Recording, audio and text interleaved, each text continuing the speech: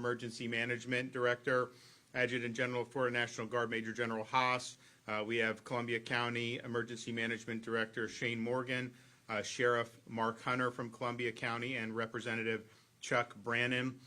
This storm is going to impact inland counties, and particularly in northern Florida, you are going to see significant impacts. You know, the contours of that will obviously be determined by the exact path of the storm, but I think you're doing the right thing to be prepared. So we're talking about counties like Columbia, we're talking about counties like Hamilton, Madison. All those counties are going to be affected by Hurricane Idalia. We are monitoring some of these computer models. You may see the National Hurricane Center update the track in either 2 o'clock or the 5 o'clock advisory. There are models suggesting that this is going to take more of a westward shift that could bring it into areas like Jefferson and Leon and Wakulla area even. And people have known that this is a possibility, and I know all those counties are making preparations, but that is something to look out for. There's still a range of uncertainty here. They're going to be updating this track as the day goes on, and we will have probably better resolution on that as we get to the 2 or the 5 o'clock advisory. But that is a possibility. We've been in contact with all the local officials in all these areas, and I know people have been making preparations. So continue to do that.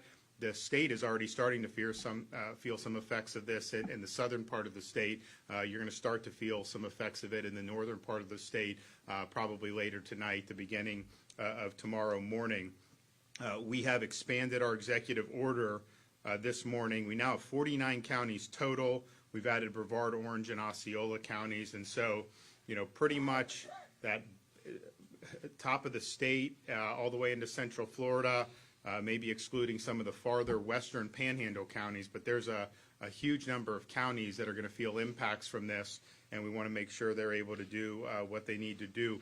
We're proud of all the staging that's been done, particularly for power restoration. We're now at over 25,000 linemen as of this morning. That is going to be over 30,000, approaching 40,000 by the end of today. And the goal is, when the power, and you are going to lose power if you're in the path of this storm, you should assume that that's going to happen. And the goal is going to be rapid restoration of power. Some of the parts where this storm is projected to go are a lot of trees. There's going to be a lot of branches, a lot of trees. There's going to be a lot of power lines down. Just expect that. There's a lot of manpower that's going to go to address it, but it's definitely going to be something that is going to require a lot of manpower and a lot of attention. So power restoration is something that is very, very important, and we want to thank all the utilities that have marshaled. We've got people coming from southeastern states. We've got people coming from Nebraska coming to Florida to be ready to go to restore power here in the state of Florida, and we think that's important. The local municipalities that have utilities, some of the electric co-ops, all those, please accept the mutual aid. We want to be able to have as much manpower as possible to get that power back on for all of your residents, and we know how important it is for so many Florida residents to be able to get back online. But you should prepare to have some time without power if you're somebody that's in the path of the storm. And by the path, it doesn't mean just in the cone, because there's going to be impacts that are going to be outside whatever the National Hurricane Center says is the path of the storm. There have been evacuation orders issued for people on coastal areas, barrier islands, low-lying areas. You still have time, particularly if in the northern part of the state, you have time to be able to evacuate. You don't need to drive hundreds of miles. You don't need to try to outrun the storm. Just get to higher ground, get into a safe structure, ride out the storm, then you can go back to your place. But in some of these areas, like a Cedar Key, some of these others, along the Big Bend, you know, you're talking about really, really significant storm surge potential. I mean, this is similar 10, 12 plus feet of storm surge could happen in some of those areas. And the storm surge is not something, you're not going to win that battle if you decide to stay behind for that. You run away from the water and then you hide from the wind. And so in Florida, if you get away from where the surge is going to hit, most of the structures that we have, particularly things that have been built in the last 20, 30 years, those are going to be fine for a Category 3 storm. And so you can hunker down there on higher ground where the storm surge isn't going to be a threat. But if you're putting yourself, if you're hunkering down in an area that could get hit by 10, 12 feet of storm surge, that is a life-threatening situation. And we saw that with Hurricane Ian, just how massive the storm surge was. So you are going to see parts of the coast, probably in the Big Bend area, that is going to have really significant storm surge. We actually anticipate the National Hurricane Center to increase their estimates for the storm surge, particularly in the Big Bend, from where it was this morning. So please be advised, you've got time, you've got the ability to do. I know all these counties have opened up shelters. You can go stay with friends, family. I know there's deals on hotels. You still have time to do that if you're in this Big Bend area, but time is running out very, very rapidly. We are working with counties to make sure they have the resources they need to be able to help their residents weather this hurricane. We've had more than 450 active missions.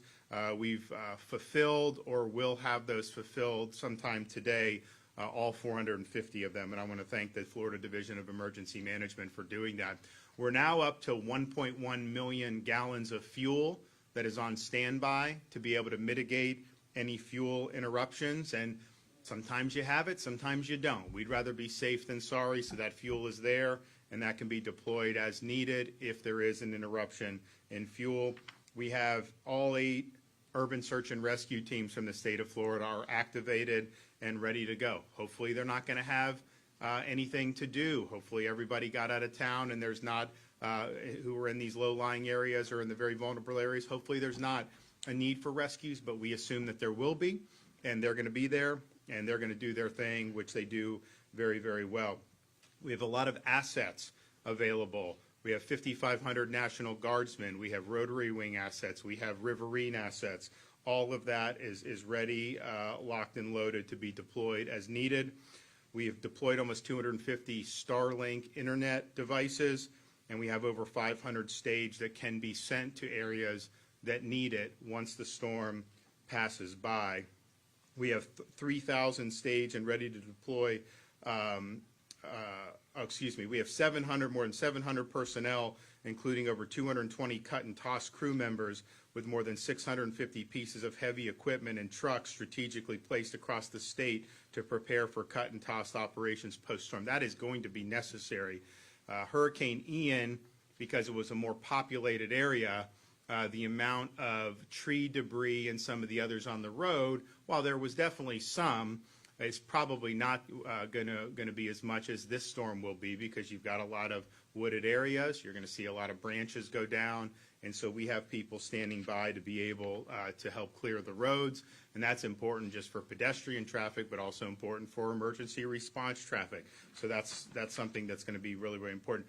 Once the storm passes, or once you lose power, if you use a generator, please use the generator appropriately. You cannot run the generator in your home. You can't run the generator in your garage. You can die from carbon monoxide poisoning. It's got to be outside your house, 20 feet away from doors and windows, and the exhaust needs to be pointing away from your house. So please use that appropriately. There's obviously a need for power generation in these circumstances. We understand that, but make sure that that's being done outside and that there's not exhaust coming into your house. We're going to be heading back after this to Tallahassee to continue with preparation efforts. In the meantime, we'll hear from Director Guthrie, Director Morgan, and CFO Jimmy Petronas. Thank you, Governor, and thank you for your continued support and leadership in this disaster. I'm going to pick up where the Governor left off about generator safety again. Please make sure that that's 20 feet outside your home. I know that we've had a couple of times where we've had people think garages are open. That is not open. It needs to be out away from your garage as well. So please do that. Talked to the Chief Meteorologist for the Division of Emergency Management, Amy Godsey, just before I walked in the door. Again, reiterating what the Governor has already said, we do anticipate seeing some higher level storm surge values coming out of the National Hurricane Center here very shortly. Potentially a track back to the west a little bit more towards Jefferson County and potentially even over into Leon. But what I would ask people to do now, especially if they live on the river, its tributaries in the Swanee River Valley, of course, up here in Columbia County as well, please heed the warnings. If Shane or any of your local emergency managers ask for an evacuation, please do that. You are going to lose power. If you are power dependent, you have to have that. You're going to lose power. We are going to lose power. So please make sure you go someplace that has power that can help you out. I'm not going to talk about how Columbia County needs to handle that. We do have on our website right now at floridadisaster.org/SNR. That's S as in Sam, N as in Nancy, R as in Romeo, SNR. That's our special needs registration, but we are getting into a window where we're going to have to go direct with counties versus us getting that information and making sure it gets down to the county level. So I'll let Shane obviously talk about how he does that here in Columbia County. But again, if there's a doubt, call your local emergency management agency and then listen to your local emergency management official as we move into these next few hours.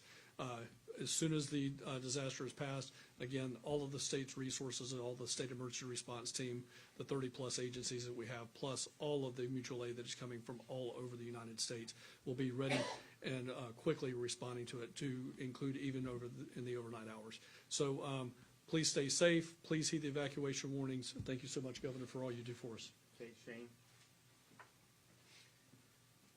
Thank you, Governor. Thank you, everybody, for being here today. I just want to reiterate what they were talking about. If you do have issues such as you're a special needs patient, you can call in. Our citizens information number is open and active. We opened it at noon today. That number is 386-719-7530, and we can help you get registered for the special needs shelter if that is something that you are wanting to take advantage of and be a part of.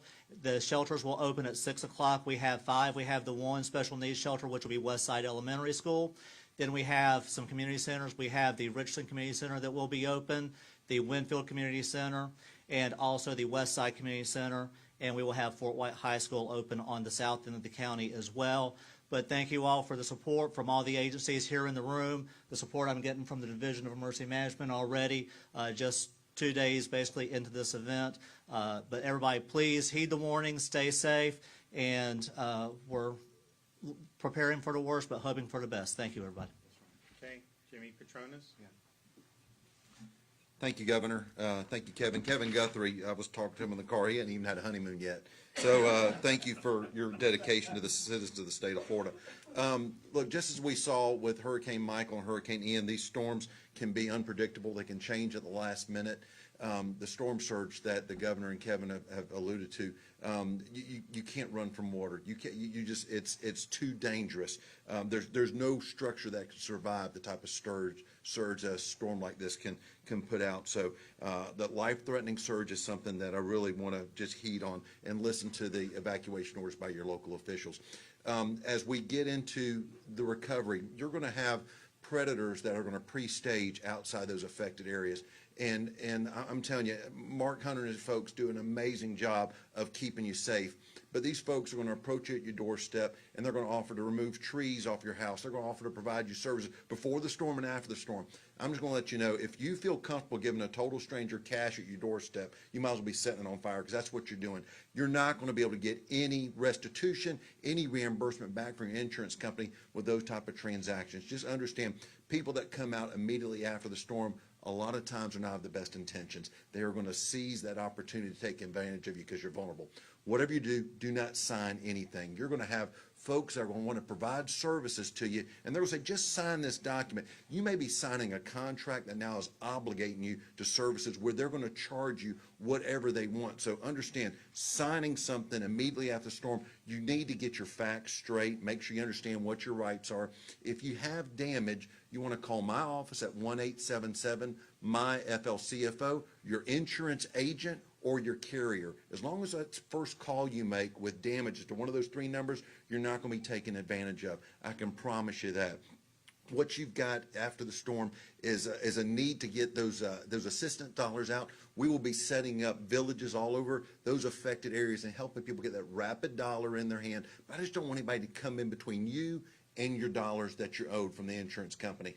You still got time right now. Take out, we're a smartphone society. Get your phone and go walk around the outside of your house. Shoot a video of your house, the fact that the house looks good, that there's no trees leaning on it, there's no broken windows. And then inside your house, take pictures of everything. Take pictures of your wall coverings, your floor coverings, what's on your bookshelves. Because now what's going to happen, if you do have damage, your insurance company's going to say, all right, what was damaged? You're not going to remember, but if you have those photos, you can reflect on those photos and make that inventory to file your claim. You'll also have that photographic evidence on the outside of your house that shows this is what my house looked like on Tuesday. It was hit on Wednesday, and on Thursday you've got this really cut and dry photo evidence of what the house looks like. When you give it to the insurance adjuster, they can show and prove that the damage was caused by the storm.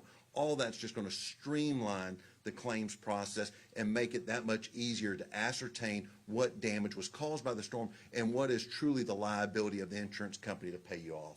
So again, understand all of that. We're going to have our fraud teams out there. The sheriff and his teams are going to be working around the clock to keep you safe. But please use some common sense. If it's too good to be true, it usually is. And when you see one, thank a lineman. Oh, lineman. I told people earlier today, you know, not all heroes wear capes. Our linemen wear Region for people in mobile homes to evacuate to shelters, friends' houses, hotels, and et cetera.